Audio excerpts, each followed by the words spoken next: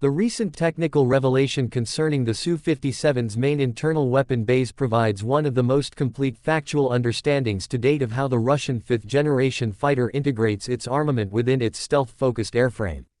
The Su-57, developed by the Sukhoi Design Bureau, has always been described as a multi-role aircraft combining stealth, maneuverability, and long-range performance. However, specific details about how it houses its primary weapons internally had remained uncertain for years.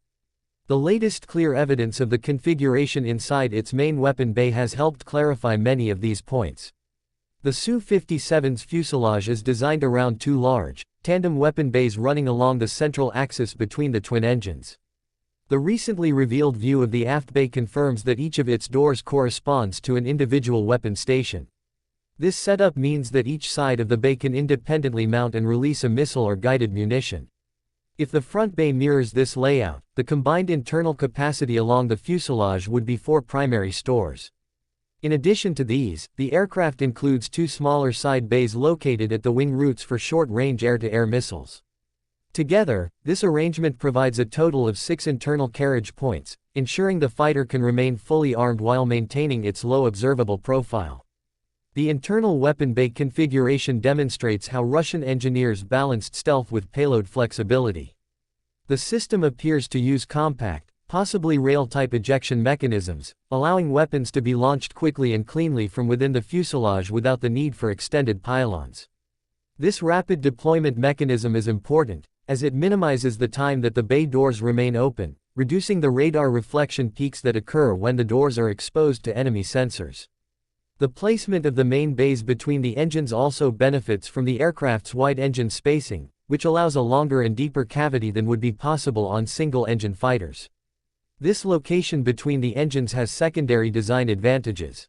The rear fuselage area, near the nozzles, contains complex thermal and structural components. Positioning the aft bay in this region allows engineers to make efficient use of available volume while maintaining the aircraft's center of gravity close to optimal flight conditions. The internal layout also aligns with reports that the Su-57's rear section houses electronic systems, possibly including a rear-facing radar array. That sensor would enhance the aircraft's ability to detect threats from behind, integrating with its distributed radar network across the airframe.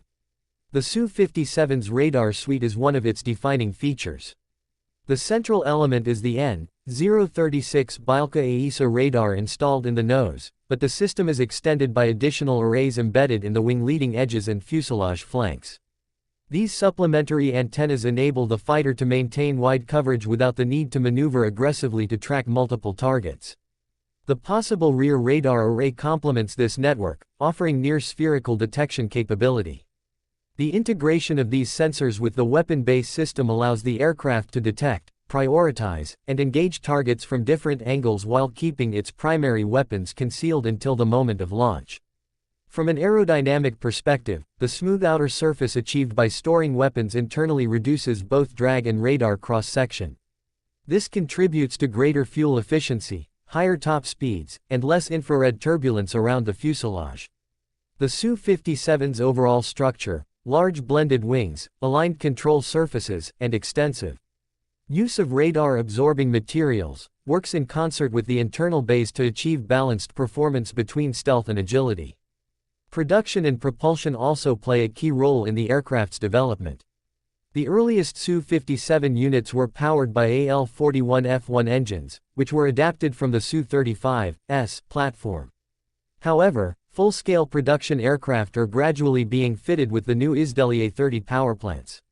These engines offer improved thrust-to-weight ratio, higher efficiency, and lower thermal emissions. Their design reduces infrared signature, a critical factor for stealth survivability. Combined with advanced nozzle geometry, the engines help the aircraft achieve supercruise capability, sustained supersonic flight without afterburners, while keeping its radar and heat profile low. The Su-57's structure also reflects Russia's emphasis on multirole adaptability.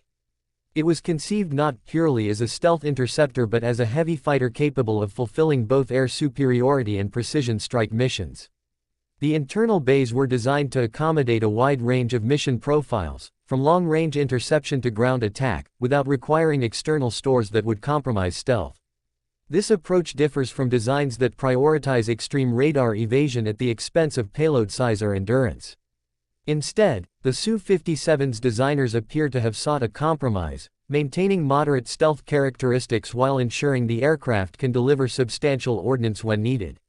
Operational deployment of the Su-57 remains limited, but the aircraft continues to be refined with incremental upgrades in avionics, flight control systems, and materials. The gradual introduction of new variants suggests that the platform is still evolving toward full production maturity. The recent confirmation of its internal bay layout marks a significant milestone in understanding how its systems are integrated. It demonstrates that the aircraft's core stealth architecture is consistent with fifth-generation standards and that its internal configuration is engineered to balance performance, flexibility, and survivability. In technical terms, the significance of this development lies not in surprise but in verification.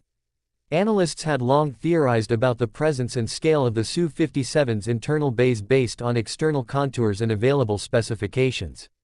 Seeing the layout confirmed provides tangible data on internal spacing, door mechanism configuration, and payload arrangement. This clarity helps refine assessments of the aircraft's operational potential and gives insight into how Russia intends to use the Su-57 as part of its long-term air combat strategy. The newly verified configuration of the Su-57's main weapon base strengthens the understanding of its design philosophy. The fighter's internal architecture shows a deliberate balance between stealth, sensor coverage, and multi-role capability. It highlights a design approach centered on internal storage efficiency, aerodynamic coherence, and integration of advanced systems to support both offensive and defensive missions within a single platform.